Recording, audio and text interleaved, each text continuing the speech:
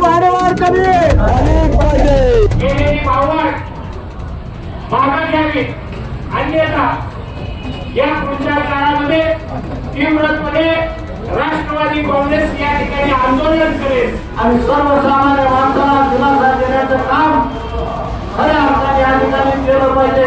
आमच्या महिलांनी सतत एसटीला प्रवास करत असतात, सर्वसामान्य नागरिक त्या ठिकाणी सतत एसटीला प्रवास करत असतो।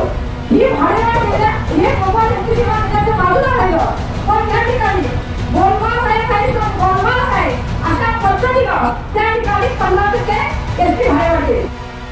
निवडणुकीच्या पूर्वी एसटी महामंडळ त्या ठिकाणी फायद्यामध्ये होतं, पण आम्हाला कळलंच नाही की निवडणुका झाल्यानंतर सत्तेत हे सरकार विराजमान झाल्यानंतर मात्र हे एसटी महामंडळ कधी तोट्यामध्ये गेलं। आपण कोणत्या ना कोणत्या कारणासाठी एसटीने प्रवास करत असतो, विद्यार्थी असतील, व्यापारी असतील, महिला भगिनी असतील, जर रोजच्या 15% भाडेवाढ होत असेल पण सर्वसामान्यांचा खिसा कापण्याचं काम या सरकारने केलेलं आहे। गरीब विद्यार्थी आणखी काही गरजू लोक मजूर या सगळ्यांसाठी उपयोगी पडणारी ही एसटी याची भाडेवाढ ही अत्यंत त्रासदायक आणि अन्यायकारक अशी आहे आणि या सरकारच्या निषेधार्थ आज आम्ही वावा तालुका राष्ट्रवादी काँग्रेस पार्टी पक्षाचे सर्वच पदाधिकारी आज इथं इस्लामपूर एसटी स्टँड वरती मोर्चा निषेध करण्यासाठी आज आम्ही इथं सर्वजण उपस्थित झाले आहोत। येणाऱ्या 5 वर्षाच्या काळामध्ये अजून बऱ्याचशा अन्यायकारक गोष्टी करणार आहे, परंतु जी एसटीची भाडेवाढ यांनी केलेली आहे त्या महायुती सरकारचा